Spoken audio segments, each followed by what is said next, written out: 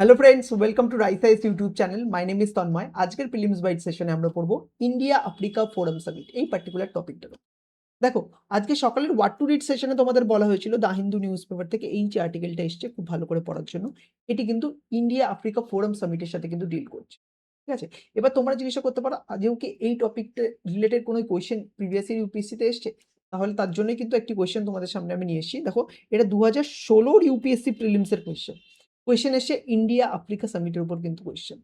Consider the following statement about India Africa summit held in, first statement বলছে held in 2015 was third such summit, and second statement কি বলছে was actually initiated by Jawaharlal Nehru. আমাদের correct answer বলছে। তাহলে আমরা কি দেখলাম, ইউপিএসসি পিওয়াইকিউতেও ইন্ডিয়া আফ্রিকা সামিট নিয়ে কোয়েশ্চেন এসছে, প্লাস এটা কারেন্ট অ্যাফেয়ার্সেও আছে। তাহলে কিন্তু আমাদের এক্সাম পার্সপেক্টিভ থেকে এই টপিকটা কিন্তু ইম্পর্টেন্ট হয়ে দাঁড়ায়। ঠিক আছে, তো প্রিলিমস বাইটসে আমরা ইন্ডিয়া আফ্রিকা সামিট কিন্তু কভার করবো।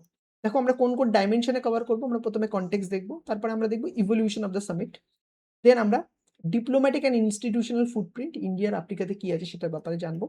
এরপর আমরা ইকোনমিক অ্যান্ড স্ট্র্যাটেজিক পিলার সম্পর্কে পড়বো। দেন দ্য লিভিং ব্রিজ কনসেপ্টে কিন্তু আমরা দেখবো। তারপর একটি প্রিলিমসের প্র্যাকটিস এমসিকিউ আছে যেটা আমাদের সলভ করতে হবে আর আমাদের কমেন্টে যে জানতে হবে। বোঝা গেল? দেখো, মে 28 থেকে মে 31, 2026 এই টাইমে কিন্তু fourth India Africa forum summit কিন্তু নিউ দিল্লিতে কিন্তু হবে। ঠিক আছে, আর এই সামিটের জন্যই কিন্তু আমাদের honourable external affairs minister S Jaishankar sir, উনি লোগো, থিম, ওয়েবসাইট এগুলো কিন্তু এই সামিটটার জন্য কিন্তু লঞ্চ করেছে। এটাই ছিল সিম্পল কনটেক্সট। ঠিক আছে, এইবার আমাদের সামিটের ডিটেলসে একটু জানতে হবে। দেখো, ফার্স্ট টাইম এই সামিটটা হয়েছিল 2008-এ, আর এটা হেল্ড হয়েছিল কোথায় না, নিউ দিল্লিতেই কিন্তু। আর এই সামিটে কিন্তু দিল্লি ডিক্লারেশন অ্যাডপ্ট করা হয়। ঠিক আছে, আর সেকেন্ড সামিট কবে হয়েছিল? 2011-তে হয়েছিল। এটা কোথায় হয়েছিল? এটা হয়েছিল আদিস আবাবাতে। আর এই আদিস আবাবা কোথায়? ইথিওপিয়ায়। ঠিক আছে, অ্যান্ড থার্ড সামিট কবে হয়েছিল? 2015-তে হয়েছিল। কোথায় হয়েছিল? নিউ দিল্লিতে হয়েছিল। ঠিক আছে, আর এই সামিটে কিন্তু লার্জেস্ট এভার পার্টিসিপেশন ছিল। অল 54 আফ্রিকান নেশন কিন্তু এই সামিটে কিন্তু ইনভাইটেড ছিল, তারা কিন্তু পার্টিসিপেট করেছে। আর আপকামিং যে 2026-এ যে সামিটটা হবে সেটা কিন্তু ফোর্থ সামিট হবে। আর সেই সামিটের যে থিম সেটা হচ্ছে India Africa strategic partnership for innovation, resilience and inclusive transformation. ঠিক আছে, এইবার আমাদের দেখতে হবে ডিপ্লোম্যাটিক অ্যান্ড ইনস্টিটিউশনাল ফুটপ্রিন্ট। ইন্ডিয়ার কি ডিপ্লোম্যাটিক অ্যান্ড ইনস্টিটিউশনাল ফুটপ্রিন্ট আছে আফ্রিকাতে, সেগুলো দেখতে হবে। দেখো, প্রথম কথা হচ্ছে ইন্ডিয়া কিন্তু প্রচুর মিশন এক্সপানশন করছে আফ্রিকাতে। ফর এক্সাম্পল 2018 থেকে শুরু করে এখনো কিন্তু 17টা নিউ মিশন কিন্তু ইন্ডিয়া ওপেন করেছে। আর সেটা কিন্তু টোটাল নাম্বারকে অ্যারাউন্ড 46-এ নিয়ে গেছে। মানে 46 ইন্ডিয়ান মিশন কিন্তু এই মুহূর্তে আফ্রিকাতে কিন্তু আছে। আর that shows our diplomatic engagement and our priority towards Africa. ঠিক আছে, এছাড়াও কিন্তু G20 ইন্টিগ্রেশন। দেখো, 2023-এ ইন্ডিয়ার কাছে G20 প্রেসিডেন্সি ছিল। সেই সময় কি হয়েছে, ইন্ডিয়া কিন্তু আফ্রিকান ইউনিয়নকে অ্যাজ এ G20-র পার্মানেন্ট মেম্বার হিসেবে কিন্তু ইনক্লুড করেছিল। ঠিক আছে, আর এর জন্য কিন্তু সাউথ সাউথ কোঅপারেশন কিন্তু ডিপেন্ড হয়েছিল। ঠিক আছে, তো G20 ইন্টিগ্রেশন আমরা দেখলাম। আর এছাড়াও কিন্তু এডুকেশনাল সেক্টরেও কিন্তু ইন্ডিয়া আফ্রিকার কোঅপারেশন আছে। ফর এক্সাম্পল, ইন্ডিয়া কিন্তু আইআইটির কিছু অফশোর ক্যাম্পাস স্টাবলিশ করেছে, যেমন আইআইটি জাঞ্জিবার, ঠিক আছে, তানজানিয়াতে আছে। এছাড়াও ন্যাশনাল ফরেন্সিক সায়েন্স ইউনিভার্সিটি কোথায় আছে? এটি উগান্ডাতে আছে।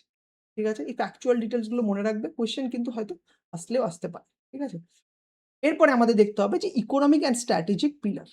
ঠিক আছে, দেখো, পার্সিয়ান গালফে আমরা দেখতে পাচ্ছি যে ওয়ারের ফলে ইন্ডিয়ার কিন্তু যে এনার্জি রিকোয়ারমেন্ট সেটা কিন্তু ডিস্টার্ব হচ্ছে।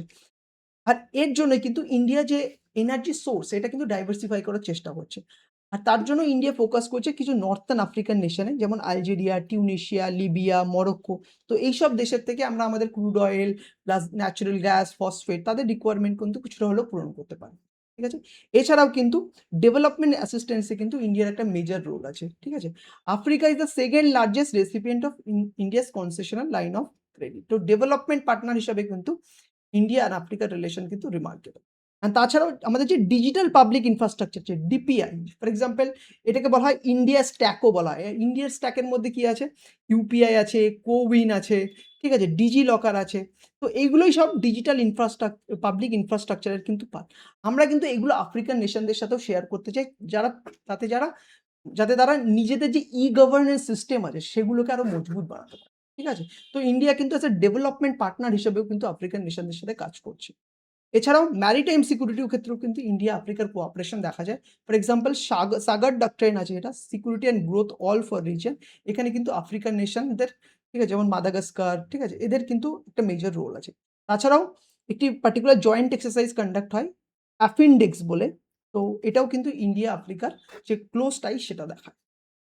আরেকটি জিনিস তোমাদের মনে রাখতে হবে যে একটা লিভিং ব্রিজের কনসেপ্টটা কেন বলা হয় যে 3 মিলিয়ন স্ট্রং ইন্ডিয়ান ডায়াসপোরা কিন্তু আফ্রিকাতে থাকে আর তারা কিন্তু মানে আফ্রিকাতে সোশিও ইকোনমিক্যালি প্রচুর কন্ট্রিবিউট করে।